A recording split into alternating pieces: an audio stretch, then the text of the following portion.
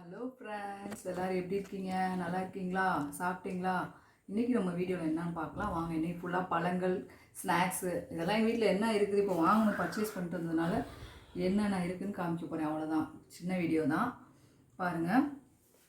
First இது காமிச்சதேன் chocolate.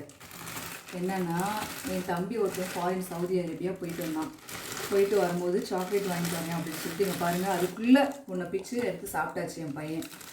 Chocolate, foreign chocolate எங்களுக்கு ரொம்ப பிடிக்கும் சாக்லேட்டு. அதுக்கப்புறம் வேறு என்ன வாங்கிட்டு வந்தோம், எங்கே பாருங்கள் டப்பாவை திறக்கிறேன்னு உடச்சிட்டாங்க பாருங்கள். அழகாக இருந்துச்சு, ஹார்ட்டின் ஷேப்பில் சூப்பராக இருந்துச்சு பாக்ஸ் பாருங்கள். பேரிச்சம்பழம் அங்கே ரொம்ப நல்லா இருக்கும் அப்படின்னு சொல்லிட்டு என் தம்பி பேரிச்சம்பழம் வாங்கிட்டு வந்தான். ரொம்ப டேஸ்ட்டாக இருக்குது. உள்ளே வந்து முந்திரி வச்சுருக்கு. அப்புறம் நம்ம எள்ளு இருக்குது பார்த்தீங்களா, வெள்ளை எள்ளு பாருங்கள், வெள்ளை எள்ளு உள்ள முந்திரி பருப்பு சவுதியில் எப்படி பாருங்கள். ஆளுக்கு ஒன்று எடுத்து சாப்பிட்டோம், நல்லா இருந்துச்சு. உடச்சிருச்சு, மூடி உடஞ்சிருச்சு, திறக்கிறேன்னு சொல்லி உடச்சிருக்காங்க. அதுக்கப்புறம் அந்த பாதாம் பருப்பு ரொம்ப நல்லாயிருக்கும் அப்படின்னு சொல்லிட்டு பாதாம் பருப்பு வாங்கிட்டு வந்தான் தம்பி. ரொம்ப க்ளோஸ் ரிலேட்டிவ் தான், நல்ல பையன். 6 மந்த்து தான் வேலைக்கு போயிட்டு வந்தான். நல்ல பாசமாக இருப்பான். கேட்டோடனே அக்கா நான் ஃபாரின்லேருந்து வரேன், உங்களுக்கு என்ன வேணும் அப்படின்னா அங்கே என்ன நல்லா இருக்கும் அப்படின்னு சொல்லி கேட்டேன். சவுதியில் வந்து பேரிச்சம்பழம், அதுக்கப்புறம் பாதாம் பருப்பு இதெல்லாம் சூப்பராக இருக்கும்க்கா அப்படின்னா. சரி வாங்கிட்டு வாடா, பாதாம் வேணும் அப்படின்னு வாங்கிட்டு வந்தான். சாக்லேட் பாருங்கள், நாங்கள் நல்லா சாக்லேட்டு, ஸ்வீட்டு, ஸ்நாக்ஸ்லாம் நிறையா சாப்பிடுவோன்னு எனக்கு தெரியும், நல்லா அதுவும் வாங்கிட்டு வந்துட்டான்.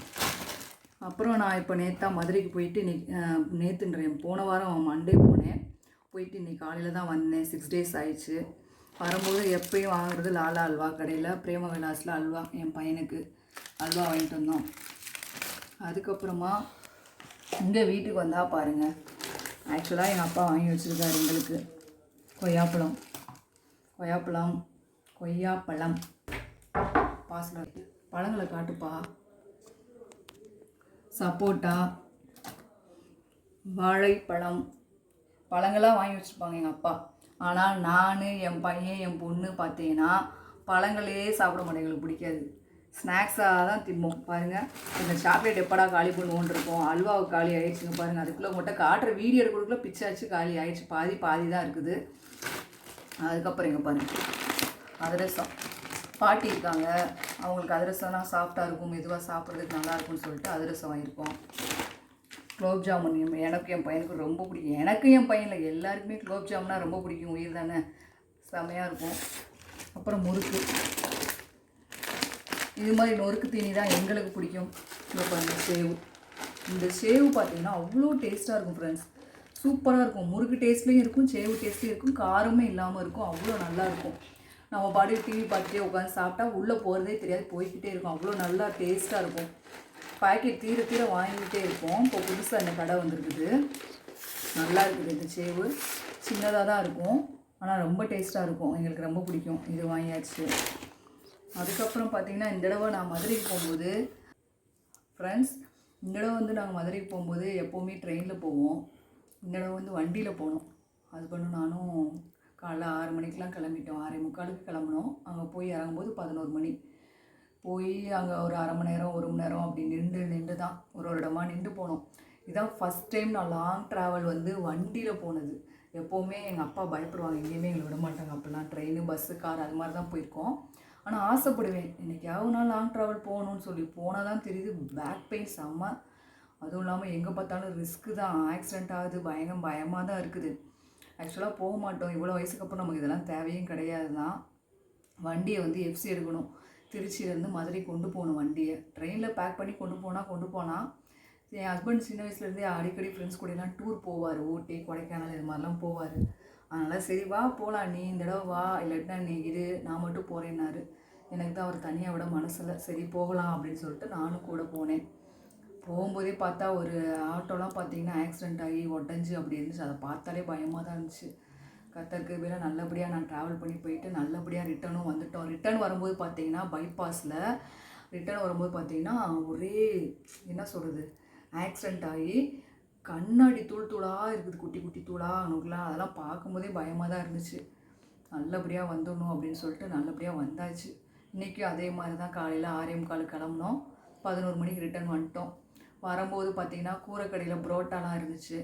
அந்த கடையில் நத்தம் ரோட்டில் தான் வந்தோமா, அங்கே அந்த கடை பாப்புலரான யூடியூப்பில் பார்த்துருக்கோம், சூப்பராக இருக்கும்னு சொன்னாங்க. சரின்னு சொல்லிட்டு அந்த கடையில் போய் எண்ணெய் புரோட்டா அப்படின்னு சொல்லிட்டு அங்கே எண்ணெய் புரோட்டா வாங்கி சாப்பிட்டு வீட்டுக்கும் வாங்கிட்டு வந்தோம். நல்லா இருந்துச்சு. வண்டியில் போகிற எக்ஸ்பீரியன்ஸும் நல்லா தான் இருக்குது. ஆனால் நம்ம ஸ்லோவாக என் ஹஸ்பண்ட் 40-50லேயே தான் போகிறாரு. எங்களை மாதிரி நிறையா பேர் பார்த்தீங்கன்னா ட்ராவல் பண்ணி போகிறாங்க. அவ்வளோ ஸ்பீடாக போகிறாங்க. அவங்க போகும்போதே பயமாக இருக்குது பார்க்குறதே.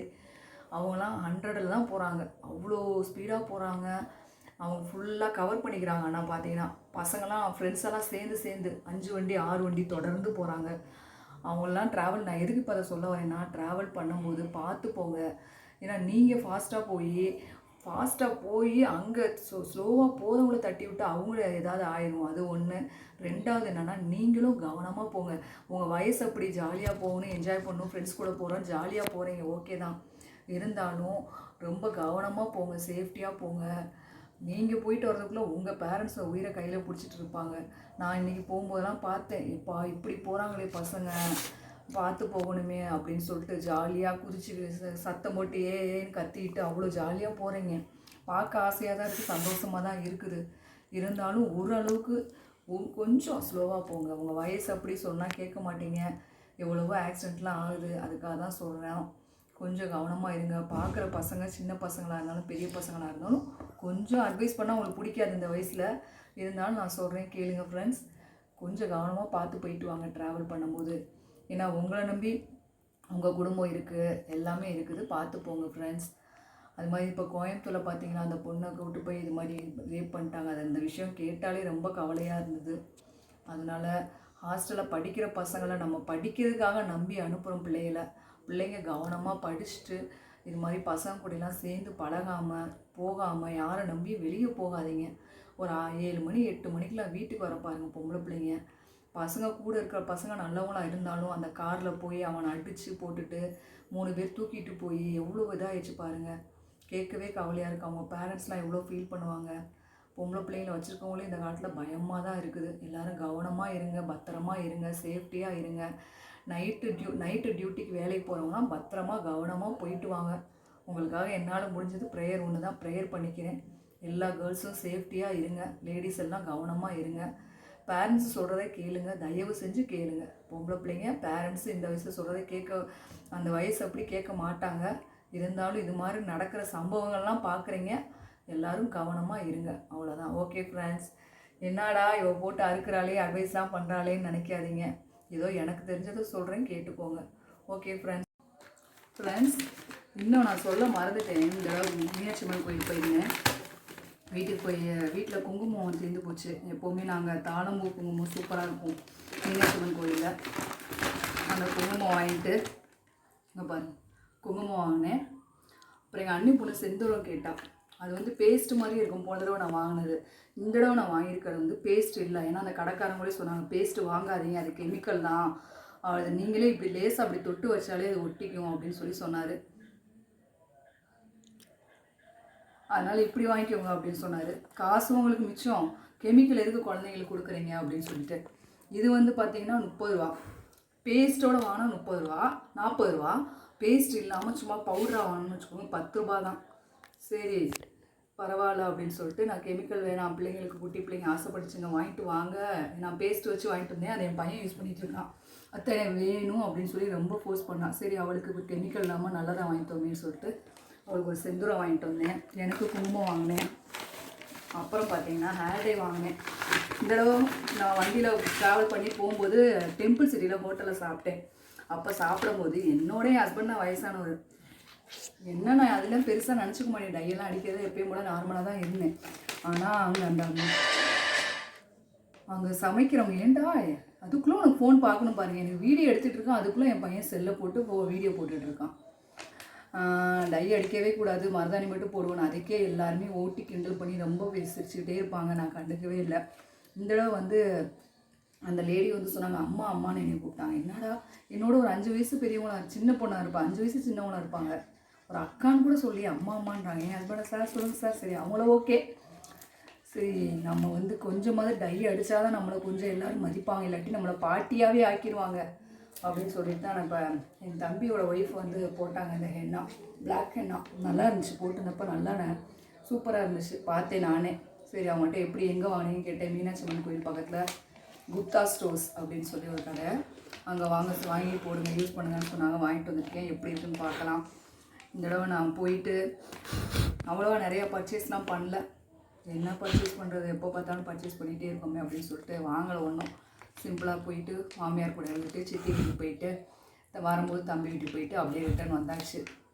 வண்டியில் போயிட்டு வந்தது தான் பெரிய ஒரு சேலஞ்சாக இருந்தது. எப்படா பயந்துக்கிட்டே தான் போனேன். போகும்போது நல்லபடியாக போயிட்டு வந்தாச்சு.